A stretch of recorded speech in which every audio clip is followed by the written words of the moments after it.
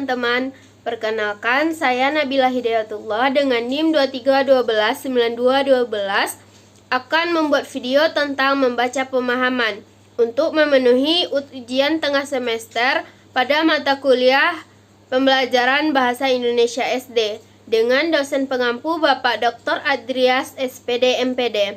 Di sini saya berperan sebagai guru dan saya dibantu oleh salah seorang teman saya yaitu Nania Wahyuni yang berperan sebagai murid. Selamat menyaksikan. Assalamualaikum anak-anak semuanya. Waalaikumsalam, Ibu. Gimana kabarnya pagi ini? Baik? Baik, Bu. Anak Ibu sudah sarapan belum? Sudah. Oh, baiklah, bagus ya.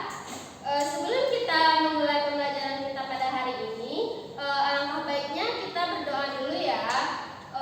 Mari kita berdoa. Yuk, berdoa dulu. Bismillahirrahmanirrahim.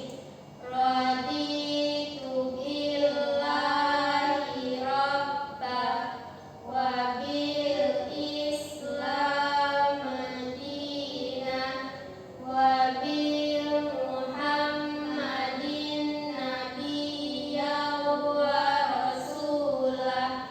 Rabbi zidni ilma warzuqni fahma. Amin. Baik, semoga dengan kita berdoa tadi kita dapat memperlancar pembelajaran kita pada hari ini ya. Baik, setelah kita berdoa, marilah kita menyanyikan lagu nasional yaitu lagu Garuda Pancasila. Ikuti Ibu ya. 1, 2, 3. Garuda Pancasila, akulah pendukungmu, patriot proklamasi, sedia berkorban untukmu. Pancasila dasar negara, rakyat adil makmur sentosa, pribadi bangsaku. Ayo maju, maju, ayo maju, maju, ayo maju, maju. Baik, setelah kita menyanyikan lagu nasional, maka hari ini kita akan belajar tentang membaca pemahaman ya. Oke, tujuan pembelajaran kita pada hari ini yaitu siswa mampu membaca teks cerita dan menjawab pertanyaan terkait isi teks tersebut. Sebelumnya anak-anak Ibu sudah pernah lihat kancil belum? Belum. Nah, ini gambar kancil ya. Anak-anak Ibu bisa lihat. Bisa, Ibu. Nah, ini kancil. Kancil ini biasanya tinggal di, anak-anak Ibu tahu? Tidak. Biasanya kancil ini tinggalnya di hutan. Oh. Nah, anak-anak Ibu juga pernah lihat buaya? Pernah dong? Anak-anak Ibu kan pernah ke kebun binatang. Di sana ada buaya, tapi biasanya buaya itu tinggal di sungai. Nah, ini sungai. Biasanya buayanya tinggal di sungai. Nah, pada hari ini Ibu punya cerita tentang si kancil dan buaya. Pada hari ini Ibu mempunyai media tentang kartu pertanyaan serta tokoh-tokoh dalam cerita tersebut. Nah, pada hari ini Ibu akan membagikan ceritanya, lalu nanti Ibu akan meminta kepada anak Ibu untuk menjawab atau untuk memilih pertanyaan yang ada di kartu ucapan ini. Nanti anak Ibu silakan untuk menjawab pertanyaan dari kartu yang dipilihnya ya. Oke, ini Ibu akan membagikan ceritanya ya. Nanti kita baca bersama-sama. Baik, Ibu. Oke, yang pertama Ibu dulu ya yang membacakannya. Nanti disimak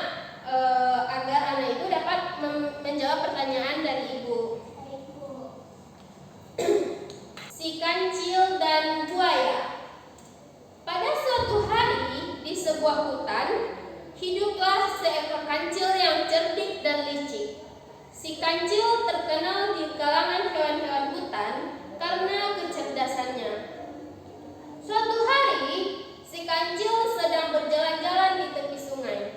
Ia ingin menyeberang ke seberang sungai untuk mencari makanan. Tetapi, sungai itu terlalu lebar dan dalam untuk dilempatinya. Namun, si kancil tahu bahwa sungai itu dipenuhi oleh buaya-buaya yang ganas. Si kancil berpikir sejenak, kemudian tersenyum licik. Ia punya rencana untuk menipu para buaya. Dengan penuh percaya diri, si kancil berdiri di tepi sungai dan berteriak, "Hai buaya!" panggil si kancil dengan suara lantang. Salah suatu buaya membuka matanya dan bertanya, "Ada apa, kancil? Mengapa kau datang mendekati kami?"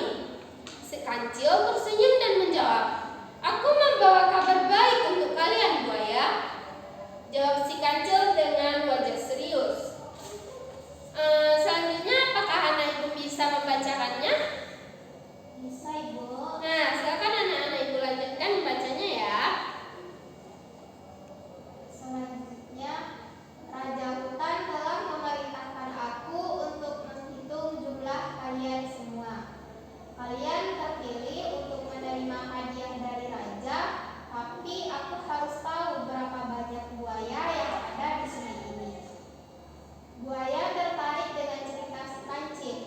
"Hadiah dari Raja? Apa hadiahnya?"